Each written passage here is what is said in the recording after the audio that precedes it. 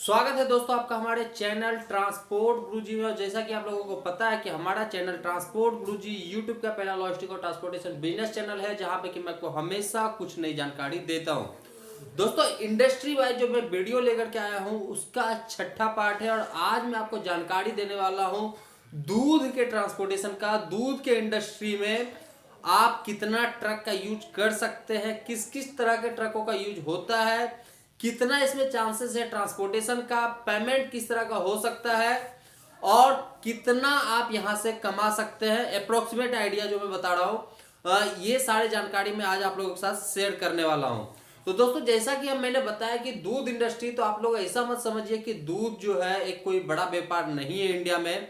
मैं आपकी जानकारी के लिए बता दूं, इससे पहले कि मैं ट्रांसपोर्टेशन के डिटेल्स में आपको बताऊं, वर्ल्ड के हिसाब से इंडिया पहले नंबर पे है दूध के उत्पादन में। आज के डेट में मैं बात करूं, तकरीबन 2018-19 के डेटा के अनुसार इंडिया हर दिन 187 मिलियन टन दूध का उत्पादन करता है। और वहीं पे मैं बात करूं पर व्यक्ति, मतलब कि हर एक व्यक्ति अगर मैं उस पर डिवाइड करूं कि कितना दूध यूज कर सकता है, तो तकरीबन 395 मिलीग्राम होता है। तो आप इसी से समझ सकते हो कि इंडिया में दूध का उत्पादन कितना होता है। इंडिया में जो भी दूध का उत्पादन होता है उसको डोमेस्टिक लेवल पे यूज किया जाता है, इसके साथ ही इसको एक्सपोर्ट भी किया जाता है। जो आप लोग देखते हो कि अमूल के जो डब्बे में होते हैं, इस तरह के और भी बहुत सारे हैं इंडिया में प्रोडक्ट जो कि दूध को डब्बे में पैक करके, टेट्रा पैक जिसको बोला जाता है, इंडिया से बाहर उसको एक्सपोर्ट किया जाता है। तो इसी तरह से इंडिया में दूध का उत्पादन और उसका एक्सपोर्ट का काम होता है। तो बात करते हैं दोस्तों कि अगर दूध का इतना ज्यादा उत्पादन है, इतना ज्यादा एक्सपोर्ट होता है, तो गाड़ियां किस तरह का चाहिए होता है, किस किस लेवल पे गाड़ी चाहिए होता है ताकि दूध को एक जगह से दूसरे जगह ट्रांसपोर्ट किया जा सके। तो लेवल में एक एक करके बताते जाता हूं दोस्तों, ध्यान से सुनिएगा। जब एक्चुअल में होता क्या है कि हर एक डिस्ट्रिक्ट में एक दूध का जो है कलेक्शन पॉइंट होता है। तो सबसे पहले क्या होता है कि जिस भी गांव में या जिस भी कस्बे में जो बहुत सारे गांव में क्या होता है, बहुत सारे दूध जो होता है, बहुत सारे लोग गाय पालते हैं, भैंस पालते हैं। तो वहां से सारे दूध को एक बार निकाला जाता है, उसको केन में डाल करके छोटे छोटे गाड़ियों के सहारे उसको सारे दूध का जो कलेक्शन पॉइंट होता है वहां पे पहुंचाया जाता है। तो सबसे पहला जो लेग होता है, पहला लेग में यहीं पे होता है। यहाँ पे आपका टाटा इस तरह की गाड़ी लग जाती है, पिकअप लग जाता है, टाटा 407 लग जाता है, 14 फुट तरह की जो गाड़ी है वो लग जाता है, और साथ में 17 फुट तक भी गाड़ियां कहीं कहीं पे लग जाती है। डिपेंड ये करता है कि आप जो दूध का कलेक्शन खुद में कर करके लेके जा रहे हो, कितने गांव के साथ आपका कॉन्टैक्ट है जहां से कि आप दूध का कलेक्शन करते हो। मैं आपको जानकारी ये भी दे देता हूं कि आप अगर एक दो गाय जो है पाल रहे हो तो वहां पे चांसेस कम है कि आप दूध का ट्रांसपोर्ट करो कहीं पे। बट कुछ लोग ऐसे हैं, बहुत सारे इंडिया में ऐसे गांव है जहां की एक एक घर में तकरीबन 50 से 60 भैंसे, 50 से 60 गाय होता है, जो कि हर दिन दूध वहां से निकाला जाता है और उसको फिर कहीं ना कहीं ट्रांसपोर्ट किया जाता है। ऐसे ऐसे बहुत सारे गांव होते हैं जहां से कि सारे दूध को इकट्ठा किया जाता है और उसके बाद ट्रांसपोर्ट किया जाता है। मेरा एक फ्रेंड है जो कि हरियाणा से बिलोंग करता है, उसका भी यही काम है। ऐसे वो ट्रांसपोर्ट इंडस्ट्री से बिलोंग करता है, हमारे साथ जॉब करता है। बट उसके फैमिली का जो बिजनेस, वो इसका भी बिजनेस है। क्यों? हरियाणा में कुछ गांव के साथ उनका कांटेक्ट है, वहां पे जितना दूध होता है, निकलता है पर डे, उसको एक जगह पे लाया जाता है, वहां से ला करके फिर उसको रोहतक में जहां पे दूध का कलेक्शन पॉइंट होता है वहां पे उस सारे दूध को जाकर के जमा किया जाता है।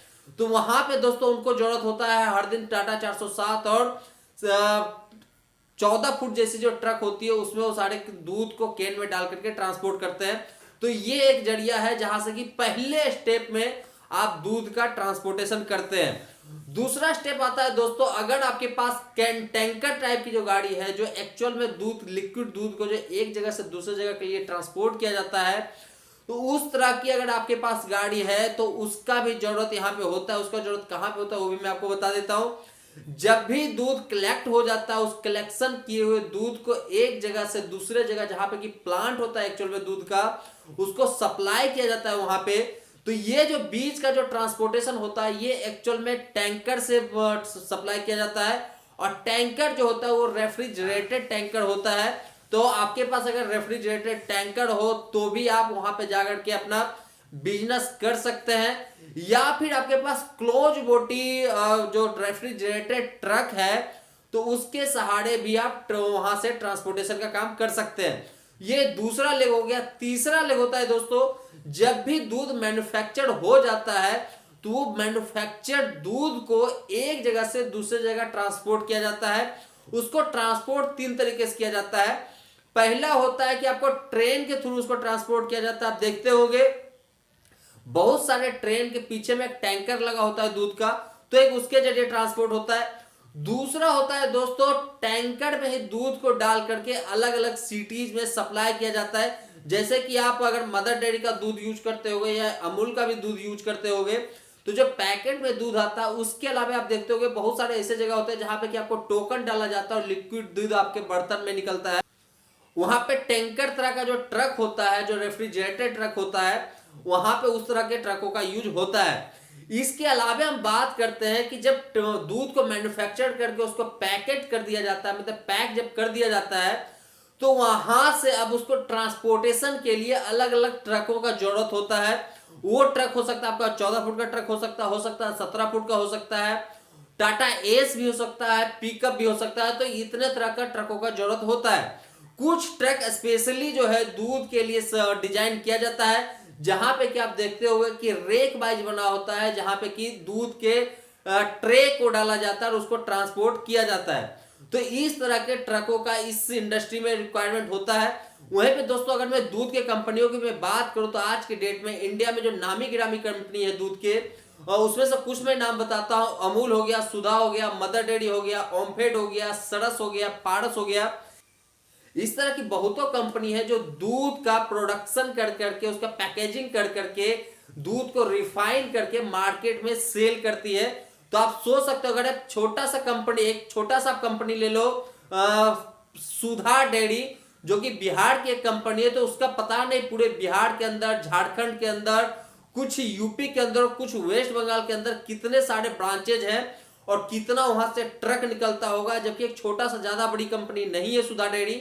वहीं पे दूसरा अगर मैं देखो, सबसे बड़ा जो इंडिया का कंपनी है अमूल दूध, वो अपने आप में बहुत बड़ी कंपनी है। उसका प्रोडक्शन कितना बड़ा होता है ये मुझे बताने की जरूरत नहीं होती है।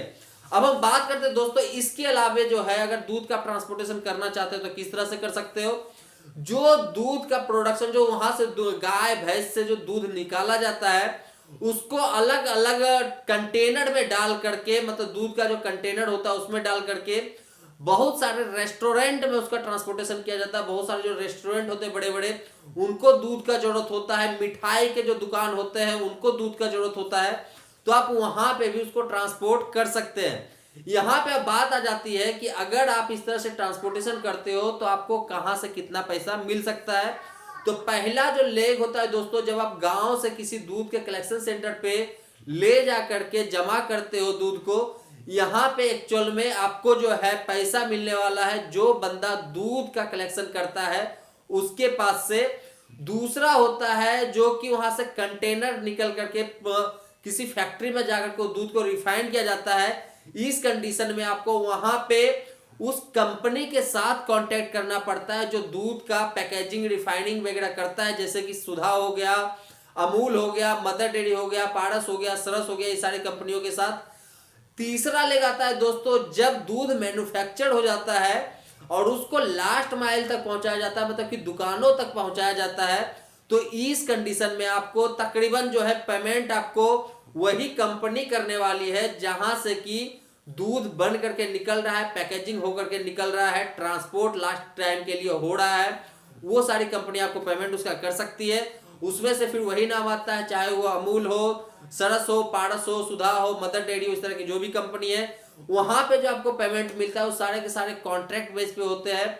अगर आप कॉन्ट्रैक्ट के थ्रू काम करना चाहते हो तो अब आप कर सकते हो। अदरवाइज जो बंदे के पास उसका कॉन्ट्रैक्ट जो अमूल का काम करता है दूध के ट्रांसपोर्टेशन का, आप उनसे जाकर के कॉन्टैक्ट कर सकते हैं। तो वहां पे आपको मे भी ऐसा पॉसिबल है कि आपको कैश में काम मिल सकता है।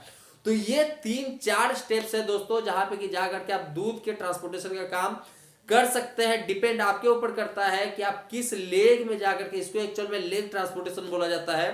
तो आप कौन से लेग का ट्रांसपोर्टेशन करना पसंद करते हैं, किस तरह की आपकी गाड़ी है जो आप यहाँ पे यूज करना चाहते हैं। इसके बाद हम बात करते हैं दोस्तों इसमें भाड़े की। तो भाड़ा दोस्तों इसमें नॉमिनल होता है, कोई ज्यादा खास भाड़ा नहीं होता है। जो एक्चुअल में मार्केट का किराया होता है वो उसी तरह का होता है। जो आपका रेफ्रिजरेटेड ट्रक होता है, जो रेफ्रिजरेटेड आपका कंटेनर होता है या फिर टैंकर होता है, उसका जो भाड़ा होता है वो नॉर्मल मार्केट के रेट से थोड़ा सा हाई होता है, वहां पे थोड़ा सा आपको ज्यादा पैसा मिल सकता है। बट जो डिलीवरी के लिए ट्रक जा रही है, जो दूध का डिलीवरी कर रही है या फिर जो कलेक्शन पॉइंट पे पहुंचा रही है सारे गांव से दूध को इकट्ठा करके, उसका जो भाड़ा है वो आपको नॉमिनल ही हो सकता है, वो ज्यादा नहीं होता है। अगर मानिए कि आपकी गाड़ी 40 किलोमीटर जा रही है तो आपको 40 किलोमीटर जा रही है और टाटा 407 है, तो तकरीबन आपको 2000 से लेकर के 2500 रुपए तक का भाड़ा मिल सकता है।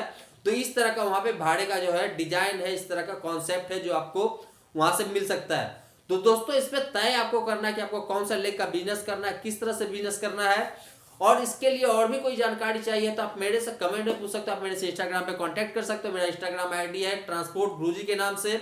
इसके अलावा आप अगर मेरे से बात करना चाहते हो तो आप एप्लीकेशन डाउनलोड कीजिए, कॉल मी फॉर ऐप, जो आपको प्ले स्टोर से डाउनलोड करना होगा। वहां से आप मेरे से कॉल पे बात कर सकते हो, वहां पे मैं अवेलेबल होता हूं। आप जब भी आप मेरे से कांटेक्ट करना चाहते हो वहां से कर सकते हैं। तो दोस्तों आज के वीडियो में था इतना ही। कैसा लगा आपको वीडियो मुझे जरूर बताएं। मैं मिलता हूं अपने नए वीडियो में फिर से कुछ नए डिटेल्स के साथ। तब तक के लिए धन्यवाद।